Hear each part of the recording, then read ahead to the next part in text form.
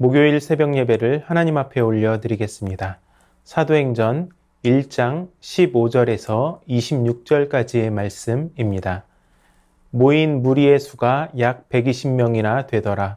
그때에 베드로가 그 형제들 가운데 일어서서 이르되, 형제들아, 성령이 다윗의 입을 통하여 예수 잡는 자들의 길잡이가 된 유다를 가리켜 미리 말씀하신 성경이 응하였으니 마땅하도다. 이 사람은 본래 우리 수 가운데 참여하여 이 직무의 한 부분을 맡았던 자라. 이 사람이 불의의 삭스로 밭을 사고 후에 몸이 곤두박질하여 배가 터져 창자가 다 흘러나온지라. 이 일이 예루살렘에 사는 모든 사람에게 알려져 그들의 말로는 그 밭을 아겔다마라 하니 이는 피밭이라는 뜻이라. 시편에 기록하였으되 그의 거처를 황폐하게 하시며 거기 거하는 자가 없게 하소서 하였고, 또 일렀으되 그의 직분을 타인이 취하게 하소서 하였도다. 이러함으로 요한의 세례로부터 우리 가운데서 올려져 가신 날까지 주 예수께서 우리 가운데 출입하실 때에 항상 우리와 함께 다니던 사람 중에 하나를 세워 우리와 더불어 예수께서 부활하심을 증언할 사람이 되게 하여야 하리라 하거늘, 그들이 두 사람을 내세우니 하나는 바사바라고도 하고 별명은 유스도라고 하는 요셉이요, 하나는 마띠아라. 그들이 기도하여 이르되, 뭇사람의 마음을 아시는 주여, 이 두 사람 중에 누가 주님께 택하신 바 되어 봉사와 및 사도의 직무를 대신할 자인지를 보이시옵소서. 유다는 이 직무를 버리고 제 곳으로 갔나이다 하고 제비 뽑아 마띠아를 얻으니 그가 11 사도의 수에 들어가니라. 아멘.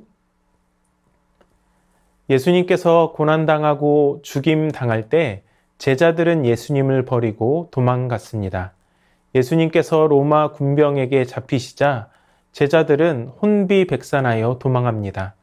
끝까지 예수님을 부인하지 않겠다던 베드로는 용기를 내어서 잡히신 예수님을 따라갔지만 거기에서 3번이나 예수님을 부인하게 됩니다. 제자들은 예수님을 끝까지 따르는데 철저히 실패합니다. 하지만 부활하신 예수님께서는 다시 한번 제자들에게 기회를 주십니다. 누가는 오늘 우리가 읽진 않았지만 13절에 의도적으로 11 사도의 이름을 다시 거론하면서 이들이 다시금 사도로 부르심을 받았음을 알려주고 있습니다. 부활하신 예수님께서 제자들에게 두 번째 기회를 주신 것입니다.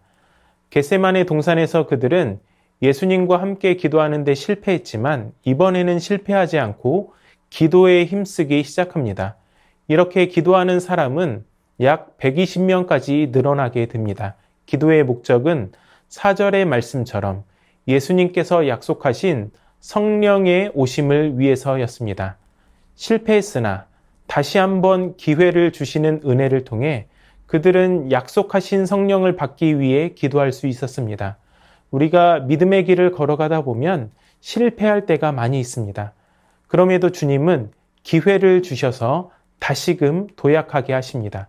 혹시 실패의 자리에 있다고 해도 거기 머물러 낙심하지 말아야 할 이유가 여기에 있습니다. 회개하고 다시 주님께 나아가면 믿음의 도약을 위한 기회를 주시기 때문입니다. 예수님을 배신했던 가룟 유다의 죽음으로 인해 사도의 충원이 필요했고 베드로가 대표로 그 일을 제안하게 됩니다. 그는 시편 69편과 시편 109편의 말씀을 인용해서 그의 거처를 황폐하게 하시며 거기 거하는 자가 없게 하소서, 그의 직분을 타인이 취하게 하소서라는 예언의 말씀이 성취되었다고 말합니다. 그러므로 비어버린 한 자리에 한 명을 선출해서 사도의 직무를 맡겨야 한다고 제안합니다. 그러면서 사도의 자격을 제시합니다. 그것이 21절과 22절에 있습니다.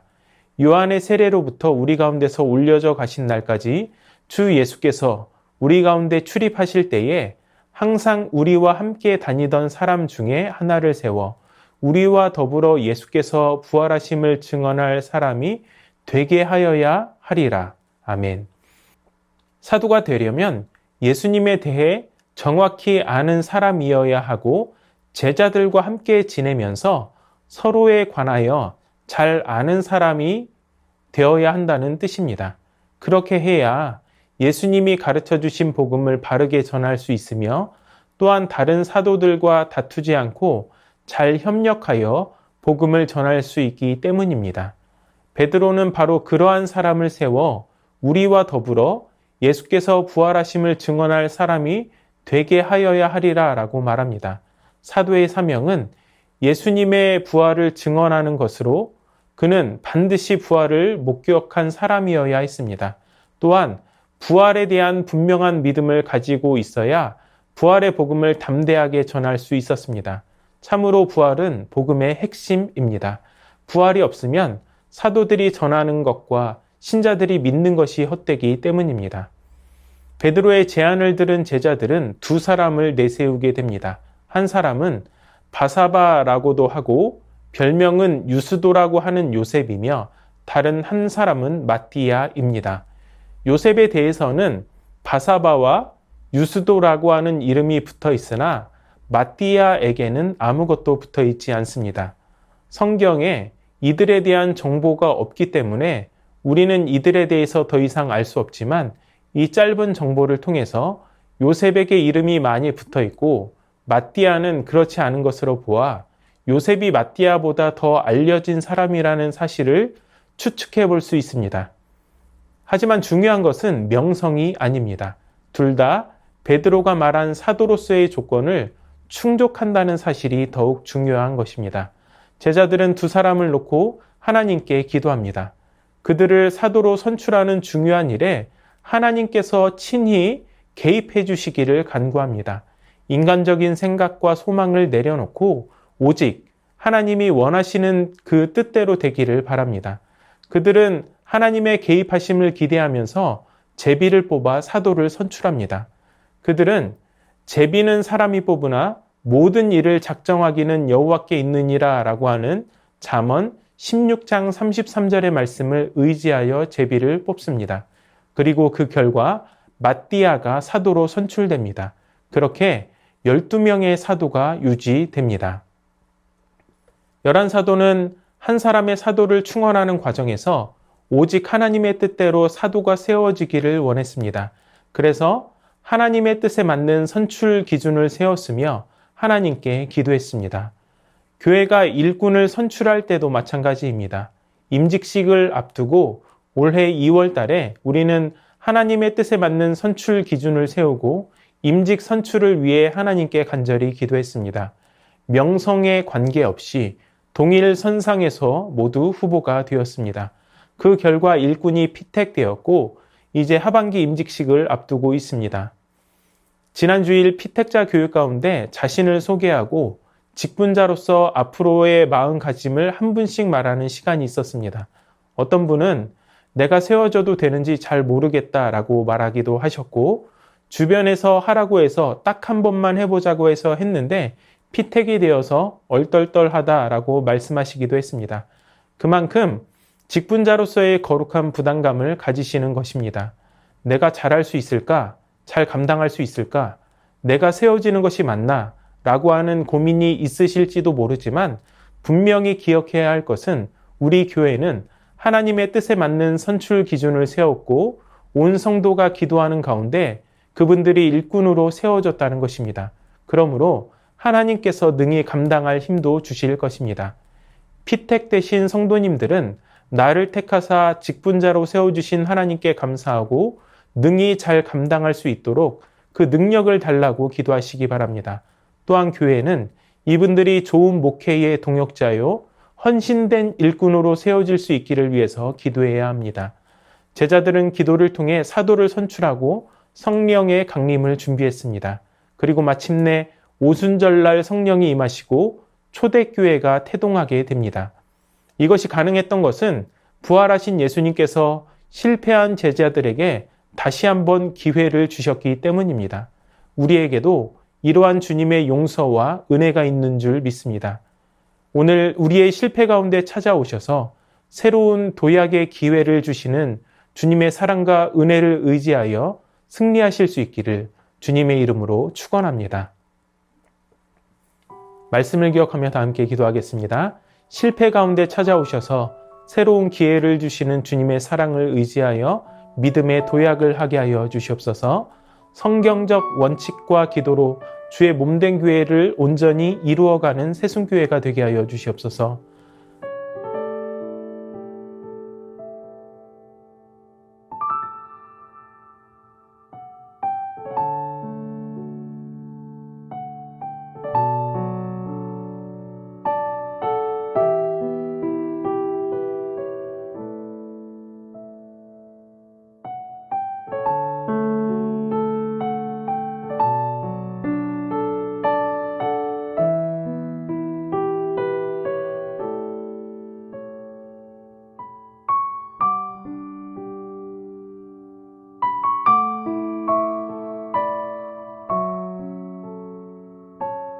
나라와 열방을 위해서 기도합니다. 인구 절벽의 위기 가운데 정부가 실제적인 대책을 마련하게 하시고 젊은이들은 소망을 가지고 자녀를 낳을 수 있는 환경이 되게 하여 주시옵소서. 의료계와 정부의 갈등이 속히 해결되게 하여 주셔서 치료받아야 할 환자가 방치되는 일이 생기지 않게 하여 주시옵소서. 올해 전 세계 76개국에서 크고 작은 선거가 치러집니다. 선거가 자유롭고 공정하게 실시되고 국민을 최우선으로 섬기며 자국과 주변국의 평화를 가져올 지도자들이 선출되게 하여 주시옵소서.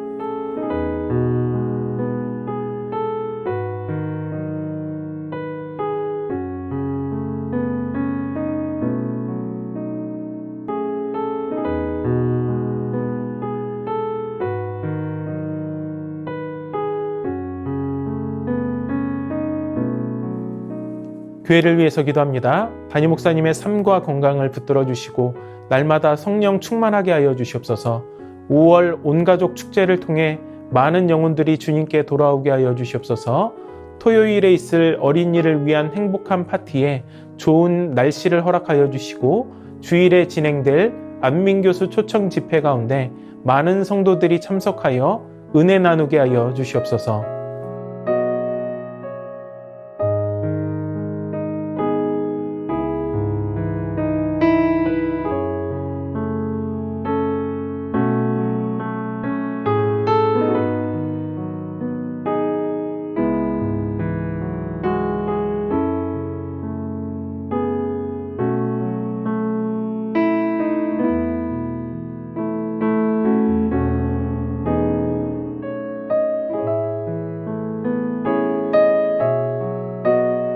선교사님들과 환우분들을 위해서 기도합니다. 캄보디아 조학현 정승원 선교사님을 위해 기도하겠습니다.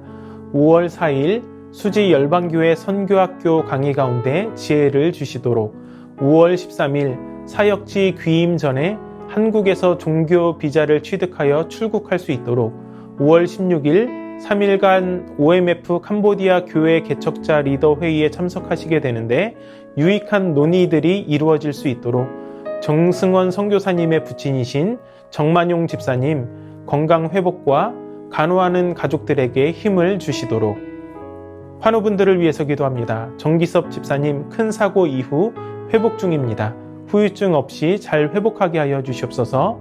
정석현 집사님의 아버님 폐혈증으로 중환자실에 계십니다. 고비를 잘 넘기게 하여 주시고 회복을 주시옵소서. 염점동 집사님 한 달에 한 번씩 검사를 진행하시는데 검사 결과를 인도하여 주시고 깨끗이 회복하여 주님의 일을 감당케 하여 주시옵소서. 조국빈 집사님 직장암 수술 후 회복 중에 있습니다. 암세포를 남김없이 제거하여 주시고 완전한 회복을 주시옵소서. 한양림 권사님 목 디스크 통증으로 치료받고 계십니다. 속히 통증이 사라져서 건강한 일상을 사시는데 어려움 없게 하여 주시옵소서. 최기숙 집사님 수술 후 회복 중에 있습니다. 완전한 회복을 주시옵소서. 김민정 이 집사님 방사선 치료를 마치고 6월에 피검사를 진행합니다.